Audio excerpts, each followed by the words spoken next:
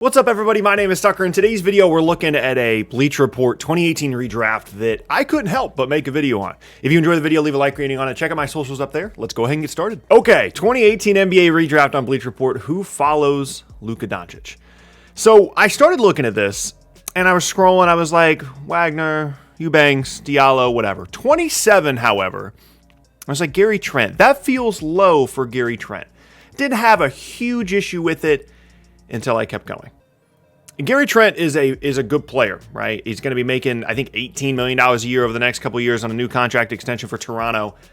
Bleacher Report has Mo Bamba ranked ahead of him in the redraft, and we just can't get rid of we can't give up on Mo Bamba for some reason. There's nothing that has happened in the couple of years since the NBA draft in 2018 that would tell you that Mo Bamba is a better NBA player than Gary Trent. There's no scenario in which he should be going 26th while Trent is 27th. But it doesn't just stop there. There are other players ahead of Trent that I can't understand. I'm not trying to act like I'm the biggest Gary Trent guy of all time here, but I start to have some significant issues at this point in the redraft, and honestly, they only get worse. So he's 27. As we scroll, Jared Vanderbilt, fine player, ranked 23 in the redraft. Again, Gary Trent is a guy that, when you look at his statistics over the last couple of seasons, has been far, far more productive than someone like Jared Vanderbilt, who's a nice energy big, and that's about it at this point in his career.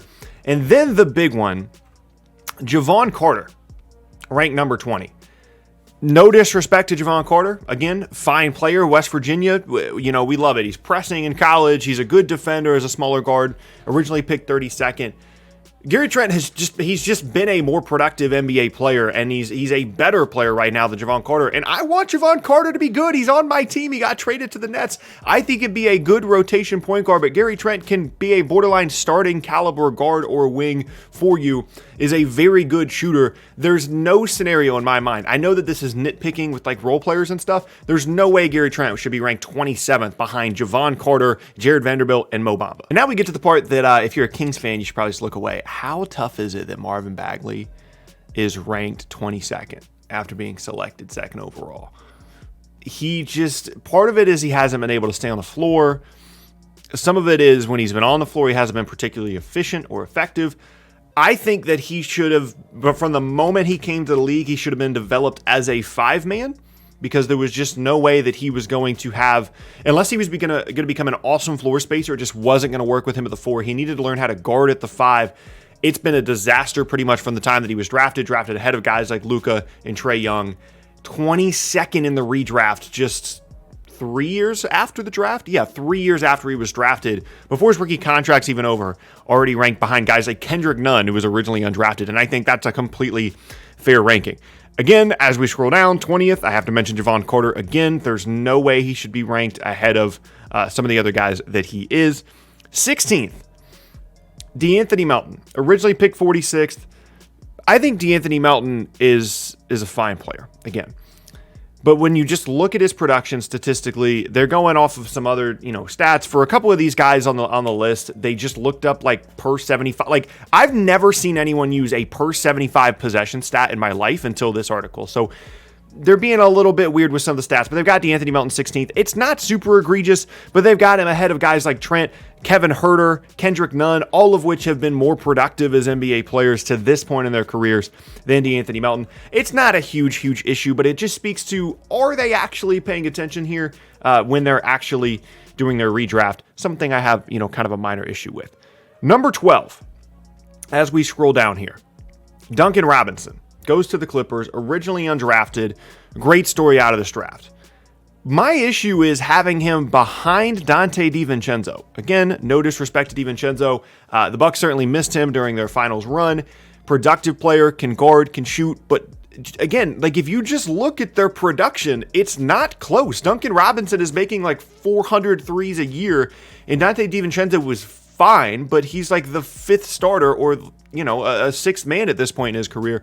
There's just no way that he should be ranked ahead of Duncan Robinson. I get that it's one spot, but it's a 1-to-1 comparison of if you were having him or Robinson ranked ahead, and there's just no way that it should be ranked the way that it is. I'm realizing, by the way, that I'm skipping through this for some of you guys that might actually just want to see the redraft as a whole. So quickly, I'll run through the names up until the top 10. As I said, Wagner, Eubanks, Diallo, Trent, Bamba, Okay. Grayson Allen, who I think is a difficult guy to rank because now he's productive, but he wasn't in the beginning of his career, so it's kind of weird trying to figure out where to put him. They have him at 25th. Bruce Brown, mini Draymond Green at 24. There we go. Vanderbilt, Marvin Bagley, Kendrick Nunn at 21, another guy that's difficult to rank in my opinion. Javon Carter at 20, Jayshawn Tate, Kevin Huerter, who they've only moved up one spot, originally drafted 19th up to 18th. I think you could definitely make an argument he should be higher on this list. Jalen Brunson, I love Jalen Brunson. D'Anthony Melton at 16, as I mentioned. 15, Devontae Graham. 14, Wendell Carter. Kind of tough for him, going from 7 to 14. Miles Bridges, who has gone down a spot somehow. Duncan Robinson, and then DiVincenzo. And then now we get to the top 10. And it gets a little bit weird at this point. At 10, they have Colin Sexton, who was originally drafted 8. I don't have a huge significant issue here, but I think you could easily make the argument that he should, just from a statistical standpoint, that he should be higher than this when you consider how well he scored the ball last year. I'm not going to sit here and make some huge argument for Colin Sexton. I'm not that passionate about where Colin Sexton is ranked in a 2018 redraft because just nobody really knows what his value is. They already want to trade him, but nobody wants him. But statistically, he's very productive. It's one of those weird things where, like, until he starts winning some games, we're just going to assume that the production is fake, and so it's really difficult to rank him.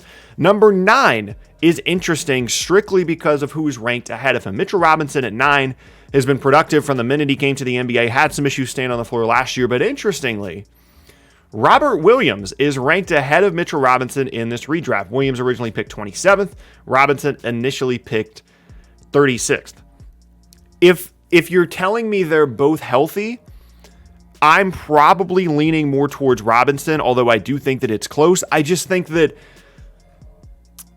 as good as Robert Williams has looked at times, I feel like I've seen more from Robinson over the last couple of years on a consistent basis than I have Williams. Both of them have had trouble staying on the floor. Both of them are very athletic, very good rim protectors. They bring you similar things, but I think Robinson has been slightly more consistent, so I probably would rank him higher, but I do think that it's very, very close. Then we get to what's probably largely a consensus if you're doing your own redraft here. Maybe there's some shuffling. I don't like that Jaren Jackson is 7 because I still think that he's a very, very talented player, but based off how his career has gone to this point, troubles staying on the floor, I think 7 is completely fair. Then you have 6, Mikal Bridges, who, if we'd been doing this redraft last offseason, I would imagine Jaren Jackson would have been going ahead of Mikal Bridges, but he had an awesome year last year. It was really good for them, for the Suns in the postseason. Gets him all the way up at number 6. Keep in mind, by the way, that Philly traded away Mikal Bridges for Zaire Smith on draft night. Number 5, Dallas getting Shea is super exciting. Obviously, they don't end up with Luka here, but Shea moving all the way up from 11 to 5. I think that's absolutely fair. I think you could make the argument that he should be top 4 or top 3. Number 4, DeAndre Ayton, another Suns guy. Awesome job by them to get 2 guys within the top 6 here. Originally picked first, drops down to 4, but his ranking could be going up based off what we saw in the postseason last year. He could be a possible all-star this coming season. I have issue with this one. Number 3, Michael Porter Jr. From a literal production standpoint, Shea should be ahead of him, and you could argue DeAndre Ayton should be ahead of him as well. There have been some injury stuff with him. I understand the talent and the potential of Michael Porter Jr., and everybody on this list, once you get to Shea, from Shea on down, all these guys are getting max rookie extensions. I feel like we're still working more off the potential of what Michael Porter Jr. could be than what he actually is, and if I'm doing a redraft, I'm going off of their production at this point as NBA players. I'm essentially re-ranking them.